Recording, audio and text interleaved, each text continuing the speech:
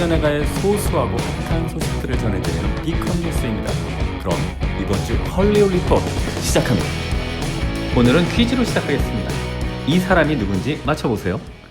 2017년에 데뷔했습니다. 그리고 데뷔한 바로 그해 MTV 유럽 뮤직 어워드 베스트 뉴 상을 받았죠. 그리고 그 다음 해인 2018년 브릿 어워드 영국 여자 솔로 가수상을 받았고, 같은 해에만 브릿 어워드 영국 브레이크스루 액트, MTV 유럽 뮤직 어워드 베스트 팝상, 제20회 NRJ 뮤직 어워드 모스트 스트림 송으로 선정되었고요. 작년에만 60일에 그리미 어워드 베스트 뉴 아티스트상, 39회 브릿 어워드 영국 싱글상, 그리고 우리가 잘 알고 있는 엠넷 아시안 뮤직 어워드 인터내셔널 페이보릿 아티스트상을 받기도 했습니다. 누군지 눈치채셨나요? 바로 현재 가장 핫한 영국의 팝 아이콘 두아리파가 바로 그 주인공입니다. 그리고 이렇게 핫한 세계적 팝스타의 앨범에 마마무의 화사가 함께 한다는 소식을 전해드리겠습니다. 18일 정오 발매되는 두아리파의 신곡 피지컬의 리믹스 버전 피처링에 마마무의 화사가 참여해 팬들의 격한 반응을 이끌어냈다고 합니다. 이번 콜라보는 두아리파의 요청으로 성사된 것인데, 한국과 영국에서 걸크러쉬하기로 소문난 두 사람의 무대가 벌써부터 전 세계 팝 시장을 달아오르게 하고 있습니다. 두 사람은 이미 앞서 말씀드린 엠넷 아시안 뮤직 어워드에서 한 무대에 선 적이 있는데요. 당시 화사가 두아리파 히트곡 New Rules를 커버 무대를 선보였고, 두아리파가 듀오 등장해 Don't Start Now 무대를 꾸몄고, 이후에는 두아리파의 시상식에 화사가 시상자로 나서 포옹으로 화답하기도 했습니다.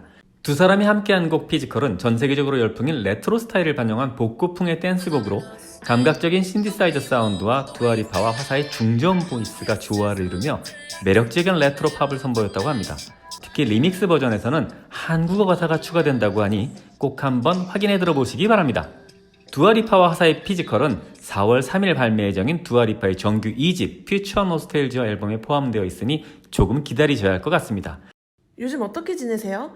코로나19 바이러스로 인해 외출도 자제하고 방에만 틀어박혀 계신가요? 이런 원치 않는 중국제 바이러스에 지친 사람들을 위해 작은 콘서트가 이어지고 있습니다.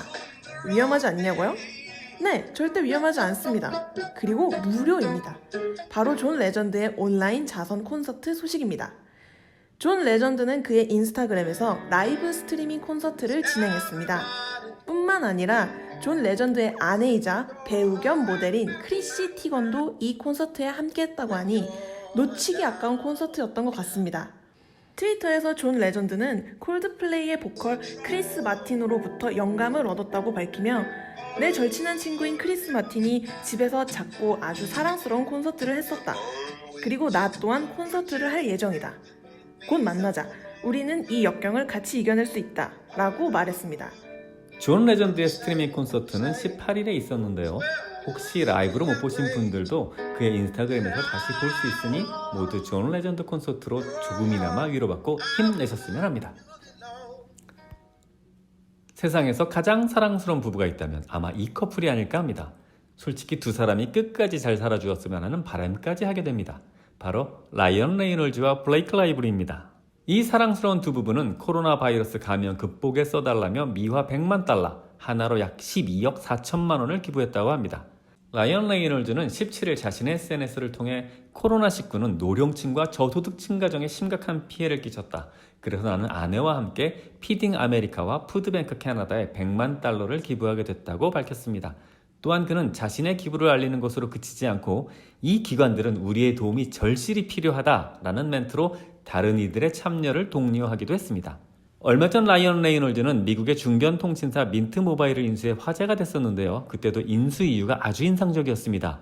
돈을 많이 벌고 투자 가치가 있어서가 아니라 훨씬 저렴한 비용으로 서비스를 이용할 수 있게 해주는 회사여서였으니까요. 정말 데드풀만큼이나 멋지지 않습니까?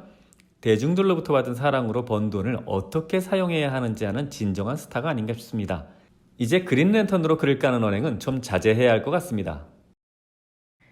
어려울 때 돕는 친구가 진정한 친구라고 했던가요? 사람들은 어려울 때 나타나는 그 사람의 모습이 진짜 그 사람의 모습이라고 생각합니다. 그래서 앞서 소개한 존 레전드나 블레이크 라이블리, 라이언 레이놀즈 커플과 비교되는 한 사람이 있습니다. 바로 하이스쿨 뮤지컬의 스타 바네사 허진스입니다. 그녀는 16일 인스타그램 라이브를 통해 팬들과 코로나19 셧다운에 대해 이야기했는데요. 먼저 영상을 보시죠. I'm sorry, but it's a virus. I get it. I respect it, but at the same time, like, even if everybody gets it, like, yeah, people are gonna die. It's just terrible, but like, inevitable? I don't know. Maybe I shouldn't be doing this right now. 이에 대해 온라인상에서 그녀의 경솔한 발언에 대해 비난하는 의견들이 줄을 잇기 시작했습니다. 바네사 허친스는 이후 자신의 인스타그램 스토리에 자신이 인스타그램 라이브를 하며 몇몇의 코멘트들이 전체 맥락에서 벗어났다는 것을 알게 되었다. 정신이 나간 듯한 시간들이었다. 나 역시 자가격리 상태이고 이 상황을 가볍게 보고 있지 않다. 라고 해명했습니다. 하지만 여전히 그녀를 바라보는 시선들이 곱지는 않습니다. 어려운 시간이니만큼 각자의 위치에서 조금씩 더 책임감 있는 언행을 보여주었으면 하네요. 한편 현재 미국에서는 코로나19가 확산되면서 AMC와 리가 시네마, 시네마크 등 현지 대형 극장 체인들도 전국적으로 극장 폐쇄 조치를 취하고 있습니다.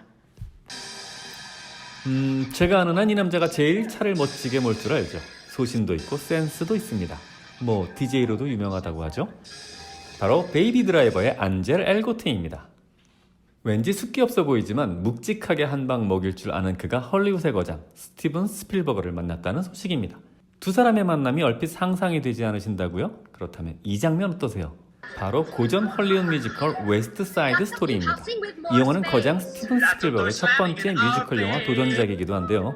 오는 2020년 12월 개봉 예정인 웨스트 사이드 스토리가 최근 스틸 공개에 이목을 끌고 있습니다. 공개된 웨스트 사이드 스토리 이미지는 영화 속 배경인 1957년 뉴욕 외곽의 슬럼가의 풍경과 분위기는 물론 당시 젊은이들의 스타일까지 엿볼 수 있었는데요. 여기에 토니와 마리아를 둘러싸고 두 무리로 나뉘어 있는 인물들의 모습은 이들이 당시 뉴욕 거리를 누비던 라이벌 갱단 제트와 샤크로 완벽히 재현되어 이와 어우러질 음악과 안무까지 한껏 기대치를 끌어올려 주었습니다. 원작 뮤지컬은 윌리엄 셰익스피어의 희곡 로미오와 줄리엣의 미국의 인종 문제와 당시 청소년들의 문제 등 당대 뉴욕의 사회상을 반영해 탄생된 수작으로 이후 1961년에는 영화로도 제작되어 큰 화제를 끈 바 있습니다. 로버트 와이즈 감독은 당대의 청춘 스타 나탈리 우드, 리처드 베이머 등을 앞세워 제34회 아카데미 시상 측에서 최우수 작품상, 감독상, 나무주연상, 여우주연상, 특별상 등 11개 부문의 수상에 당대 최고의 화제작으로 떠올랐는데요. 현존하는 최고의 헐리우드 키즈인 스티븐 스필버그가 이 당대의 역작을 어떻게 재현해낼지 관심이 집중되고 있습니다. 특히 로미오를 투영시킨 캐릭터인 토니 역으로 안셀 엘고트가 토니와 사랑에 빠지는 마리아 역으로는 3만 대 1의 엄청난 경쟁률을 뚫고 캐스팅된 신인 배우 레이첼 지글러가 합류해 레오나르도 디카프리오와 클레어 데인즈 이후에 최고의 커플이 탄생할 것으로 기대하고 있습니다. 참고로 말씀드리자면 밀란의 유약비가 1,000대 1이었습니다. 웨스트 사이드 스토리는 다행히 코로나 바이러스가 전 세계로 퍼져나가기 전인 지난해 10월에 모든 촬영이 종료되었고 현재는 후반 작업 중으로 올해 말 개봉에는 큰 지장이 없을 거라고 하는데 부디 그 시점에는 더 이상의 혼란스러움이 사라진 평화로운 시대에서 영화를 볼 수 있기를 기원합니다. 불과 얼마 전 우리에게 큰 기쁨을 선물했던 칸 영화제가 공식적으로 코로나19 바이러스로 인한 공식 일정 연기를 발표했습니다. 이건 73년 칸 영화제 역사상 처음 있는 일로 지금 우리가 직면한 상황을 여실히 보여주고 있는데요. 영화제 측은 성명에서 세계보건 위기 속에 우리는 코로나19 희생자를 애도하며 이 질병과 싸우는 모든 이들과의 연대를 표한다. 프랑스와 국제보건 상황에 따라 향후 결정을 알리겠다고 알려왔습니다. 작년 기생충의 선전으로 올해는 한국 영화계에서 경쟁, 비경쟁 부문에 걸쳐 약 30여 편이 출품되어 선정 결과를 기다리고 있었다고 하는데요.